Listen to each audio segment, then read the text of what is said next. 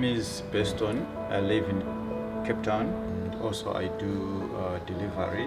Interbet helped me to realize my dreams. Now I have my own delivery vehicle and I'm able to do the removal in and around Cape Town.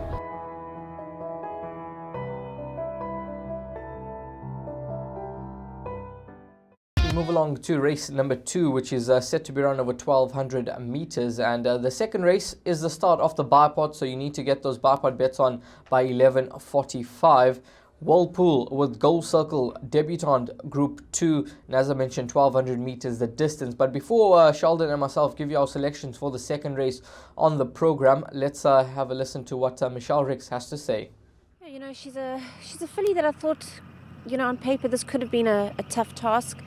But, you know, I've had her for 7 weeks in the work leading up to this race. You know, she's shown that she could be in with a squeak. I did try and get a gallop at Greyville, which I couldn't. And, yeah, you know, she's a good, honest filly, and she's really surprised me over the last 2 weeks with the work that she's been putting in. Yes, I was hoping to get him on a few more on the day, but obviously it just didn't work out.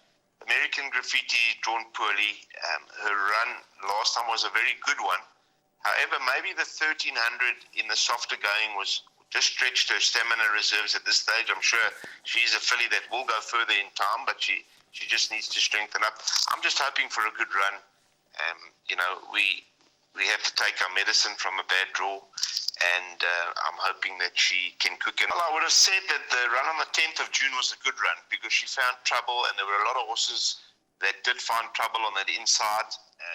She only got beaten 4.5 lengths in a feature, first run out the maidens, and I don't think it was a bad effort. Her next start was the first run that she was prepared out of Durban, and yeah, I just think that she needed a bit of time to settle in. She got caught wide. Once again, Heard Michelle Rick speaking about Calla Moretta, who is now in her care after the Ashley Fortunes stable closed down shop, and Calla Moretta has moved over, and Muzieni aboard. But the second race, I think it's a race where Oriental Bouquet should go very close to winning. I thought she was terribly unlucky last time out not to get the victory, Sheldon. Narrowly denied behind Batula. That was over 1300 meters in a sales race. I think she'll go close, but the horse at double figure odds for me, number 13, the Charleston, this is going to be the value play in the race for me. Now, she's not blessed with a draw, which is obviously a negative, but Candice Bass-Robinson, she was quite open last time out, and she mentioned the filly's going to need the run, returning off a layoff, and it seemed to be that way. She was beaten 4 lengths, but I think now that she's going to strip a much fitter horse, I think that she can improve the 4 lengths to get closer to horse number 2, Oriental Bouquet, and maybe even turn the form around. She's at around 12-1 in the market. She's comes in with a slightly better draw now with numbers 5 and 11 scratch, so it's gate number 11 instead of 13, and I think she'll make a bold bid. Yes, with the 2 scratchings will come into 11, so is number 13, but it'll jump from 11 off the inside, so it'll certainly enhance her chances. 29 days ago, had a look-see at Greyville, and that Batula form line, I believe, is going to hold up very nicely. So number 13, the Charleston, you could be onto the value. Number 2, Oriental Bouquet, you mentioned, quite unlucky last time out, very, very unlucky. Should have got up on that occasion, and a lot of the guys were going for Oriental Bouquet.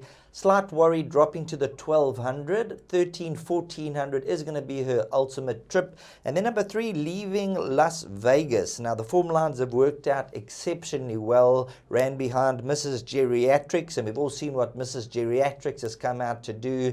Win graded race after graded race? Yeah, absolutely. 5 from 5 now, and she looks to be a filly that we've got to keep a very close eye on, and one that we can follow throughout the next season. But Leaving Las Vegas, definitely another runner that has to go into the mix. She was a 2 from 2 prior to her run in the nursery, and she's a filly returning off a rest, so the fitness could be a slight worry with her taking on horses that are quite fit. But Tony Peter, he's got his horses in a good shape, and she'll definitely run a nice race.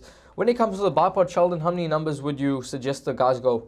I think numbers 2 and 3 for me would be sufficient as far as the bar pot goes. And then for your bar pot, you'll definitely be throwing in number 13, the Charleston. Yeah, most definitely number 13, the Charleston, at some decent odds. I'll throw that in with horse number 2, Oriental Bouquet. But we're playing around the same numbers in race number 2, numbers 2, 3 and 13. And it is the start of the bar pot. The best of luck with the second race on the program.